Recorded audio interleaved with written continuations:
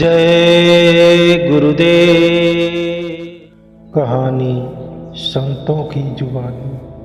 सुख हमारे अंदर छुपा है। एक आदमी के पास बहुत धन था, इतना कि अब और धन पाने का कुछ सार नहीं था। जितना था उसका भी उपयोग हो नहीं रहा था। मौत करीब आने लगी थी। न बेटे थे न बेटियां थी और कोई आगे पीछे नहीं था, और जीवन धन बटोरने में बीत गया था।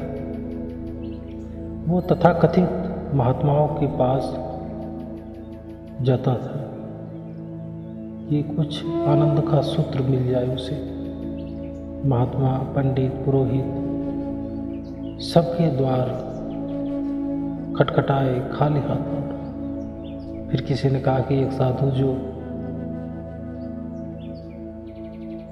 जिनको हम जानते हैं, अगर चले जाओ तो शायद कुछ हो जाए।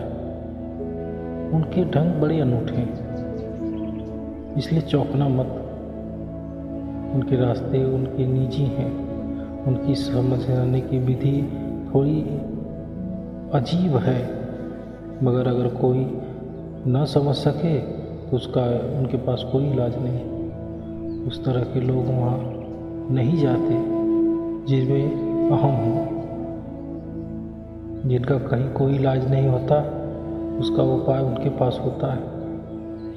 उस धनी ने एक बड़ी झोली भरी हीरी जवाहरात और साधु के पास गया। साधु बैठे थे एक झाड़ के नीचे,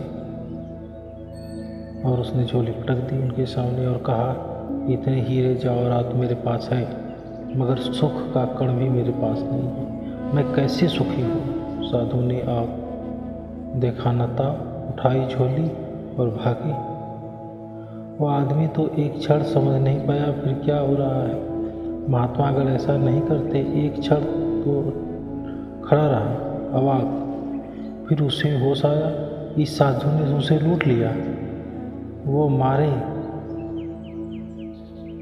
सारी जिंदगी की कमाई लेकर भागा है। हम सुखी की तलाश में आए थे और दुखी हो गए। भागा, चिल्लाया कि लूट गया, बचाओ भाई, चोर बेईमान भाग रहा है। पूरे गांव में साधु ने चक्कर लगाया।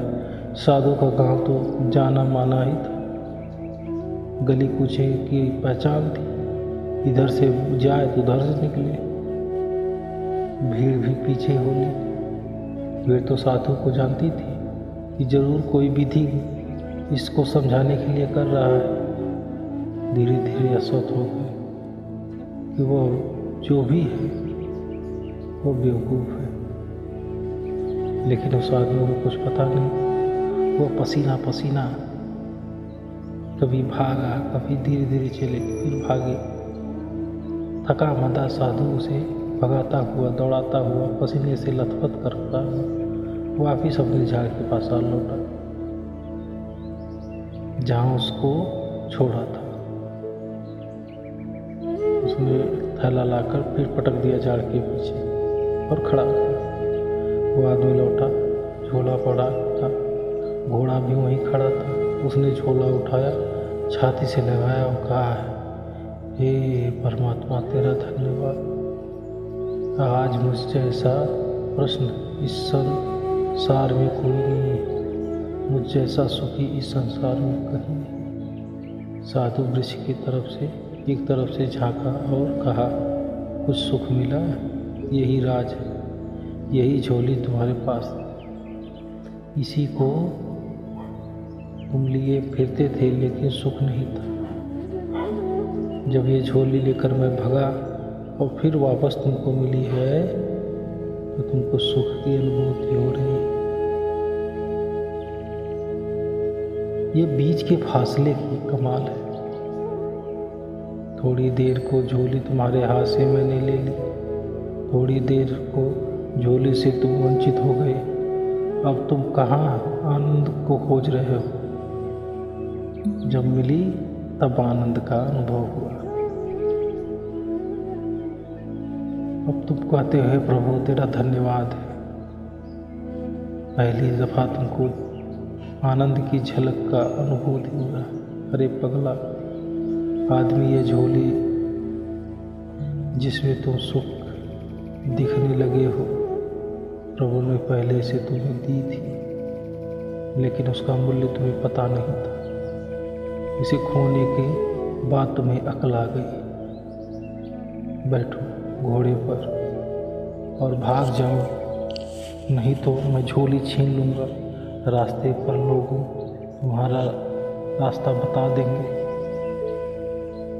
तुम वहाँ पहुँच जाओगे जहाँ से तुम आए। लेकिन यदि इस झोली को छोड़ देते हो और तुम उस दौलत को पाने की चेष्टा करते हो जो तुम्हारे अंदर पड़ी हुई है, तो तुम्हें वो खुशी मिलेगी जो क्षणिक नहीं है, जो शाश्वत है। तो उसने वो झोली छोड़ी, महात्मा के शरण में लेट गया और महात्मा से रास्ता पा करके अब उसने जीवन को आध्यात्मिक जीवन की ओर अग्रसित करने लगा।